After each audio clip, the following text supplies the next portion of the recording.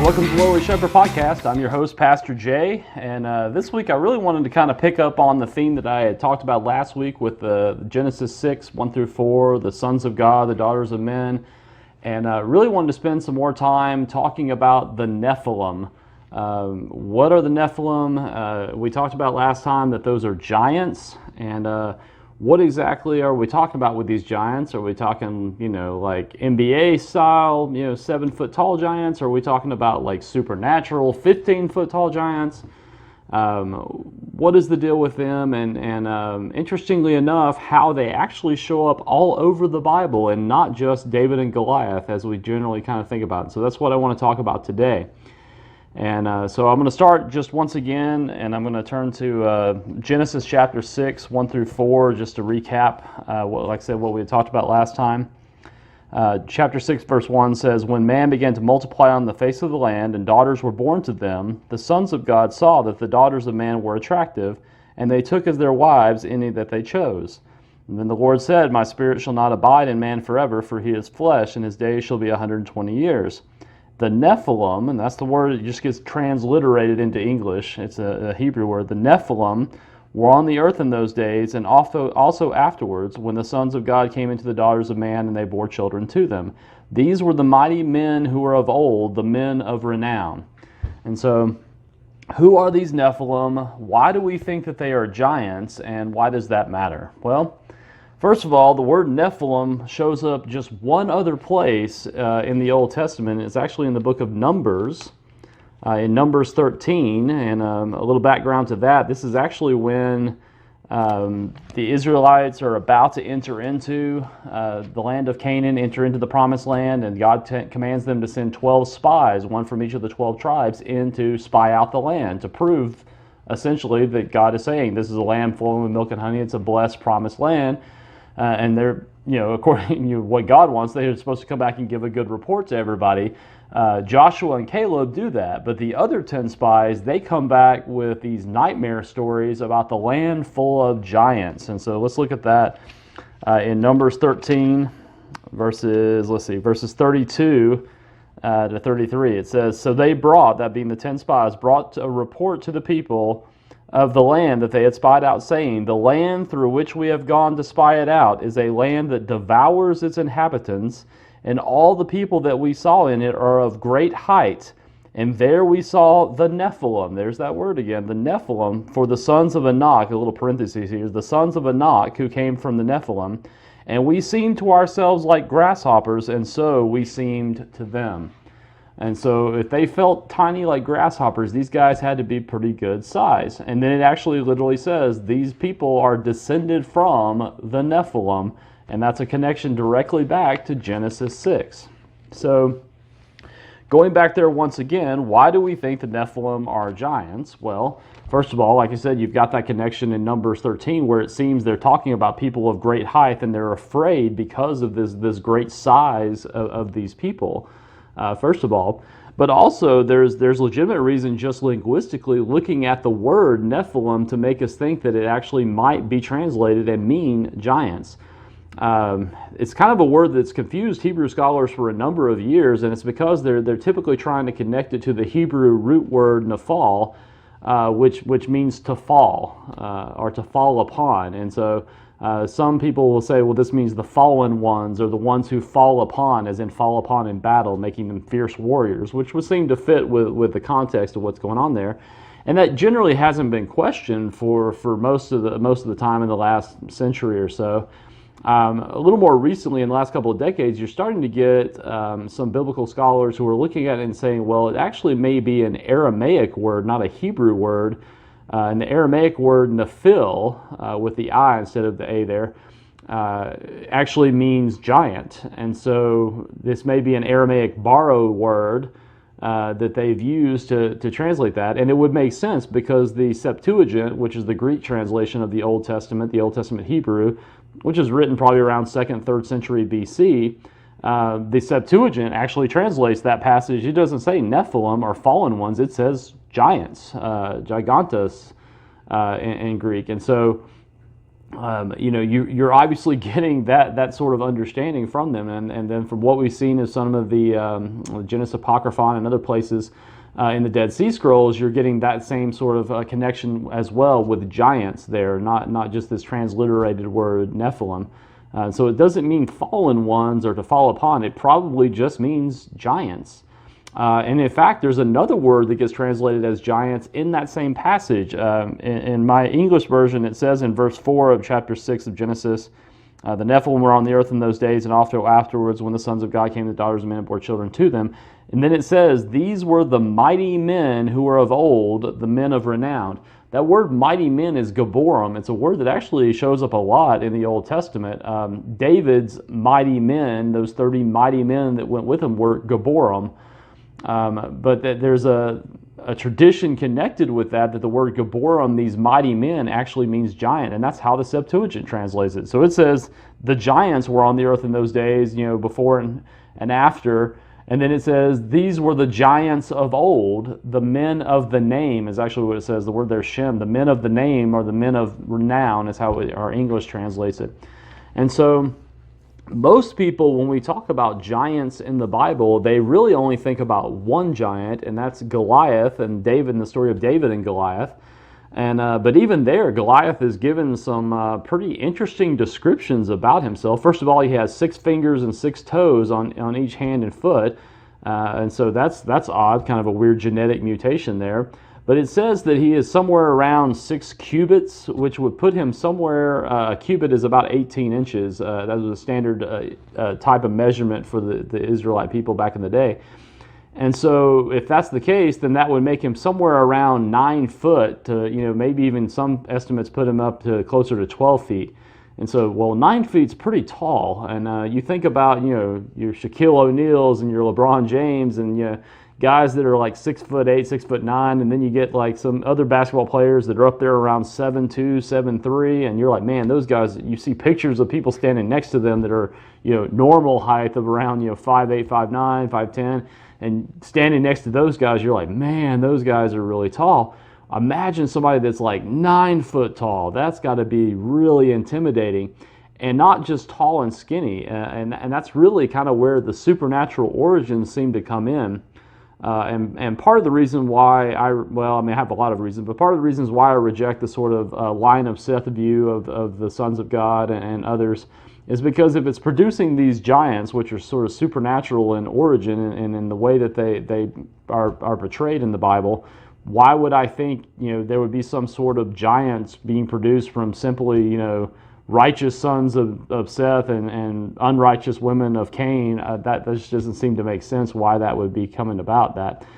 But you get these descriptions of Goliath as having a breastplate that weighs 125 pounds, and and he has his spear is like a weaver's beam. So I mean it's like huge, and a spearhead that weighs 15 pounds. I mean most spearheads weigh like 1 to 2 pounds, if that, and so you're talking about a massive guy, which is really interesting because I think the Guinness Book of World Records, the tallest guy ever lived was something like 8 foot 2 inches or something like that, not even reaching Goliath's height, and that guy could barely walk. I mean, the pictures that they took of him were, he was like really skinny. He had to like use like hand walker things. I mean, he could barely walk. He could barely move because the weight and the pressure of gravity on his body. I mean, he could just like, if he fell, he would break every bone in his body. He was brittle.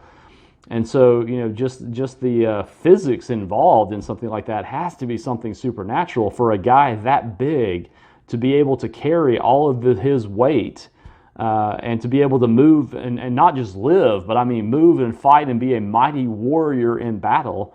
It just defies the laws of physics, and that's probably why most people in the modern sort of in our modern thinking, our modern scientific ideas of things, probably why most people reject that idea. There is some discrepancy with Goliath's height. The Septuagint, for example, puts him closer to about 6'9", which still tall and intimidating. But like I said, we have basketball players that are that tall, and wrestlers, and like Andre the Giant, who was even taller than that, and things like that. And so we could at least imagine that kind of stuff, but some of those guys don't move around as quickly as you might want in a battle. And certainly, the average height for a guy living in Canaan in that day and time, I think the estimates are somewhere around 5'5", 5'4". So I mean, the guys there were not even, we're not talking 5'10", 6 foot tall guys. The tallest guys were around 5'5". And even Saul, which is an interesting side note, but King Saul, when they appointed him, it says they wanted a king like all the other nations around them, and they got a guy who was head and shoulders taller than everybody else in Israel. Why? Well, because the other kings around them were tall, giant people, and so they wanted somebody like that. But even Saul, as head and shoulders above everybody else, was probably only 6'4", 6'5", somewhere thereabouts. And so, Goliath had to be much bigger than him in order to intimidate him, because he was a big guy compared to all the other Israelites. And so Goliath, had to be something pretty massive and supernatural. And it does actually say he was descended from the Rephaim. And the Rephaim are connected in the Bible to the Nephilim. And so, but like I said, most people think there's just Goliath, that's like really the only giant that's mentioned. There's actually giants all over the Old Testament, particularly in those first 5 or 6 books of the Bible. That early conquest of Canaan was really all about wiping out the giant clans. Part of the harem, or the ban, as it's called, the devoted to destruction command that God gives on the Canaanites. He says, go into this city, and I put the harem, the ban on it, the devotion, devote it completely to destruction. Man, woman, child, even the animals were to be killed throughout the entire city. Not one living thing was to be left alive. And people listen to that kind of stuff or read that in the Bible, and they're like, man, that's like a wrathful, vengeful God, and they just can't understand that. And it causes a lot of problems for people in their faith and believing in God. But once you understand that part of what's going on there is that God is wiping out this heretical, ungodly, perverted, twisted race of people that were spawned from this rebellion of angelic beings that came and cohabitated with women and produced this line of giants that it's this genetic line that's being perpetrated even after the flood, because it says it's like the giants were on the earth in those days both before and after the flood. And there's a lot of questions even with that, because if the flood was supposed to wipe out the giants and all the progeny of that, why are there giants after the flood? Because that seems to have defeated the purpose of all that. The Jews actually dealt with that in the intertestamental period, the Second Temple period. They actually had some writings and some midrash targums that suggested a couple of different things. First, there were some suggestions that Noah himself was descended from giants, and so it was in his DNA, and so that kind of perpetrated that way.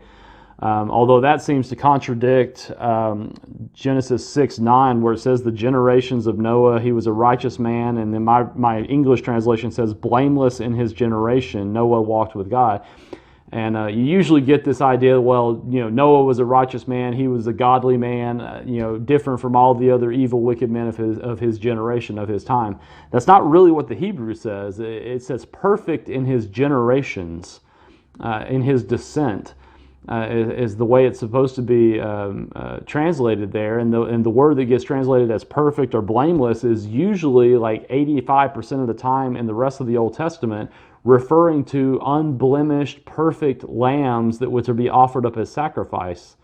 And so what they're saying, or what I believe he's saying there, is that Noah was pure in his DNA. He was pure in his generations, in that he was not defiled by this lineage of these Nephilim and the sons of God that had fallen there. And so if that were the case, that kind of defeats the whole purpose of what's going on there. There was an old Jewish tradition that Og, the king of Bashan, Bashan, that we'll see a little bit later, I'll talk about him, hitched a ride on the ark, that he was like hanging on to the side of the ark, for all those days as they were coming, and then he was the progenitor of the rest of the giants after that. I mean, I guess that's possible, but It doesn't seem likely, and so that you could tell the Jews were kind of struggling with that issue too, and so there is some questions.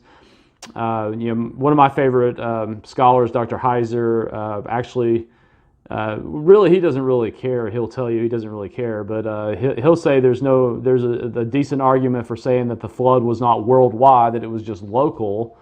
And if that's the case, then there were Nephilim or giants in the land, that were outside the flood range, and that's how they came to be. I do believe in a worldwide flood, so I have a problem with that personally. So I don't think that's a good answer. But regardless of however it works, there are giants afterwards that are showing up all over Canaan. In fact, something that we've looked at in my church somewhat recently, because we've been talking about Melchizedek, and I talked about Melchizedek a couple of weeks on the show, a couple of weeks ago. Let's see, where is it? Oh yeah, in Genesis 14, right before he goes to rescue Lot, and you get this encounter with Melchizedek, you get this real weird descriptive example about this battle that's going on between these kings. And so I'm going to try to say these names. But in the days of Amphraphel, king of Shinar, Arioch, king of Elasar, and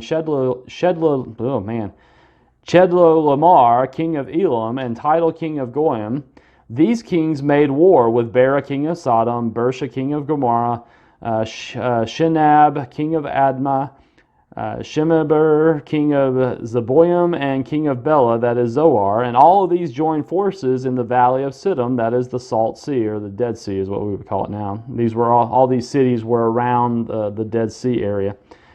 12 years they had served as vassals for Chedorlaomer, but in the 13th year they rebelled. And in the 14th year, Chedorlaomer and the kings who were with them came. And here, they're not fighting against these kings yet. It's like there are these clans of people in between them, because Chedorlaomer and these other kings are over in what's modern-day Iraq and Iran, Persian area, over to the Far East. And so it takes them a year to get there. And so they're coming all the way over here to Israel, to this area, to our Canaan, to these kings. And they have to fight battles with all of these groups of people, is what they're talking about here. And so these kings that came with them, and they came and they defeated the Rephaim, and that's an important word, the Rephaim that were in Ashtaroth Karnaim, and the Zuzim in Ham, and the Emim in Shebath Kiriathaim, and the Horites in the hill country of Seir, as far as El Paran, to the border of the wilderness. And then they turned back and they came into En Mesheth, which is Kadesh, and they defeated all the country of the Amalekites and also the Amorites who were dwelling in Hazon Tamar. Okay, well, that's a long list. And then you get to verse 8, when then the king of Sodom, the king of Gomorrah, and all these guys come out to fight them, and they get defeated. And then Lot gets carried off, and that's how the story goes on. So all of these guys that they just fought, these Horites and the Amalekites and all these people, these are not in connection with the king of Sodom. And they're not vassals of them. They're just there. And it's like Chedorlaomer and his other kings have to go through them to get to, the speculation goes, maybe the king of Sodom and Gomorrah, they thought, hey, they're going to have to fight all of these guys, so they're not going to bother coming after us. Well, why would they be worried? I mean, these are great kings and great countries. Why would they be concerned? Well, they're concerned because the Rephaim, the Amorites, and the Amalekites are all mentioned later on in the Bible as being a race of giants. These are giant clans. So they're fighting giant people, and they're actually, wiping these guys out and dispersing them long before Israel is even going to be a nation or a group of people. This is in the time of Abraham, or Abram even, before he's even Abraham.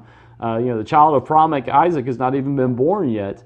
And so it's, all these things are going on long before this time even takes place. And so we see the Amalekites, and the Amorites and the Horites and all of these people that are mentioned as being tall as cedars, or being people of great height, and even their names, to fall upon or devour, or tall-necked, which is usually a reference to height in ancient times. And so all of these are very tall people. So these are giant clans that are somehow descended from these Nephilim, these giants who are of old, these heroes of old. What I find interesting about all of this, and I'm a big fan, anybody that knows me, I'm a big fan of mythologies. I'm a big fan of history in general, but I love the ancient histories and the ancient mythologies. And, I love the Greco-Roman stuff. And it's interesting to me that just about every major culture in the world has stories about giants. Isn't that fascinating? They also have stories about the flood, which is also fascinating. And just about every story of the flood is connected to the giants. Just about every one. I actually saw this chart of something like 16 different ancient cultures and all the different elements that were very, very similar, of course, to the biblical account.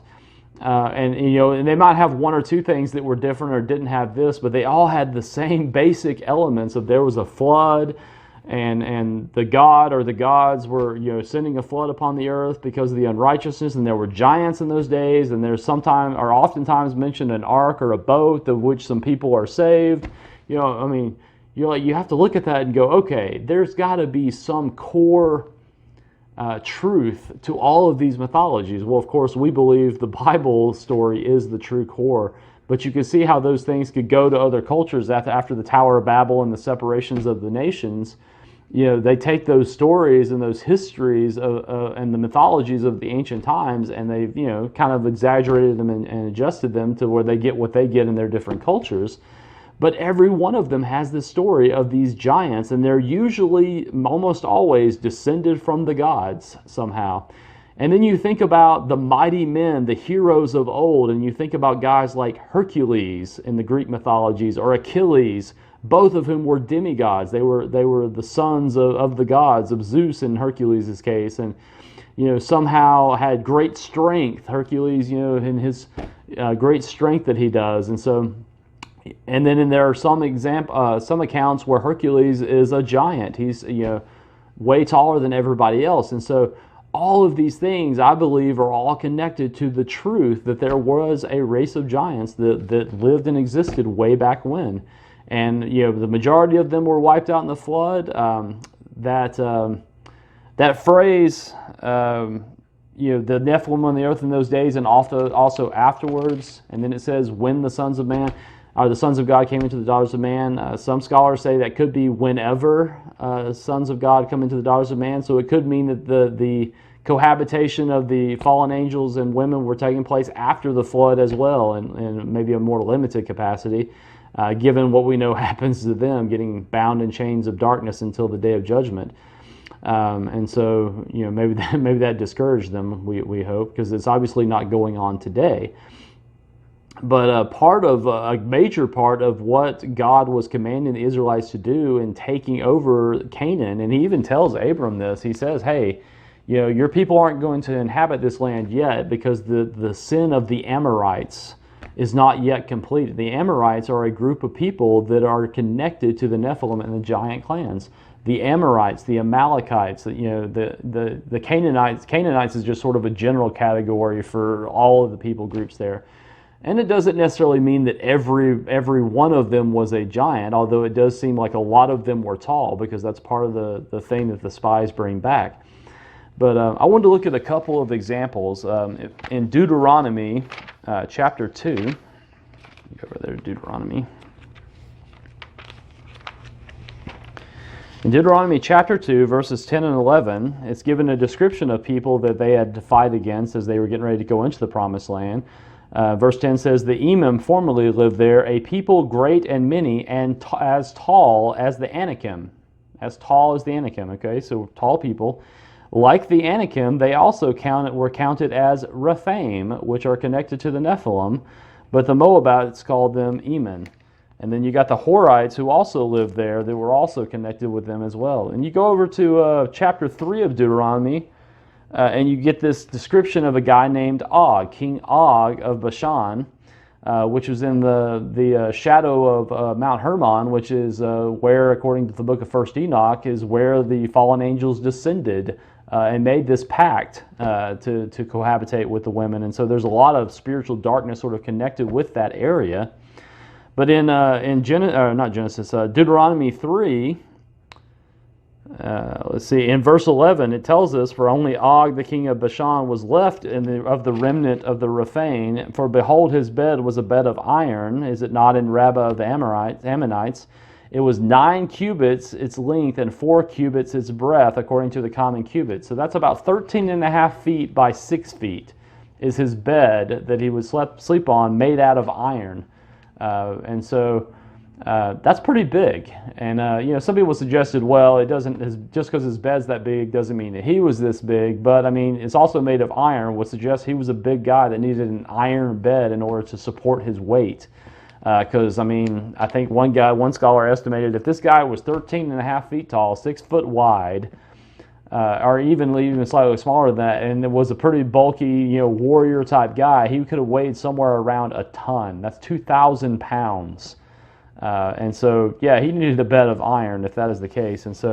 And this guy, was defeated by the Israelites, but he is the king, the last of the Rephaim. But then there are even those that are descended from the Rapha, which is the singular, from the Rephaim, which are the plural version. And it says Goliath and his brothers. There are others, his siblings. There are 4 other brothers. That says they are descended from the Rapha. And so it actually tells us at the end of Joshua that they had defeated all the giants, except there were some giants left in Gath, Ashdod, and Gaza, which is the Philistine country, which is where Goliath and his brothers come from. So by the time you get to David, most of the giant clans have already been defeated, either before in the time of Genesis or during the occupation of the land by Joshua and the Israelites. But there's still a few giants left, and then David kind of wipes them out, and then David's followers, both in 2 Samuel and in 1 Chronicles, I think it is, there's a case where some of his mighty men defeat. There was an Egyptian that was like 5 cubits tall, so he's like 5'9", or I'm sorry, like 6'9", so he's kind of tallish. And there were the brothers of Goliath that were also defeated, and it uses the same description with the spear like a weaver's beam and whatnot. And so there are other giants that are defeated. So, which brings up the last kind of question is, well, are there giants today? Are the modern day NBA players and whatnot, those big tall wrestlers, are those descended from the Nephilim? No. We get the sense from the Bible that the giants were wiped out. That was, like I said, that was part of the conquest. That was part of the harem, the ban, the devotion to destruction. That God wanted to wipe out this sort of genetic heritage of this abomination, of this mixing of spiritual and flesh, and we get from all accounts that he accomplished that through the conquest, and we don't see the Rephaim and the Nephilim don't show up in a physical sense anywhere else past that early conquest period. So by the time you get to Joshua, by the end of Joshua and into Judges, you're not seeing those guys pop up too much. And then of course you get the accounts of Goliath and the few remnants still hanging around, that even they are kind of wiped out by David and his mighty men. And so by the time you get to David's kingdom and then later on Solomon and the division of the kingdom, you don't really see those guys pop up anymore. So the idea is, the giant clans were wiped out, and that was part of the purpose of the conquest and taking care of that line. So you're not going to see that today. What you do see in the time of Christ, though, is the disembodied spirits of the Nephilim, which what we call demons. And so that might be a story for another time, but that is the Jewish understanding that demons, in the modern Christian perspective, they're fallen angels. But in the Jewish understanding, Second Temple Jewish understanding, early Christian understanding, demons were not fallen angels. They were actually the disembodied spirits of the Nephilim, the giants who were destroyed in the flood. And their spirits, were not able to, remain in the underworld like human spirits, because they were also spiritual beings inherited from the sons of God that were their fathers. And so they kind of wander the waterless places, as Jesus says, until they find a body to inhabit. And why do they want to inhabit a body? Because they had bodies originally, and so they long for that. And so that's why you get the demon possessions that were going on. And so Jesus, when he comes along, is like the greatest exorcist of all, is the one that's casting them out with just a word. and they're terrified of him because he's he's taking them out left and right, and it's kingdom warfare going on there. But like I said, that's really a story for another time. And this might be a short one today, but I think that's probably where we'll stop, and we'll catch it next time. So have a good week.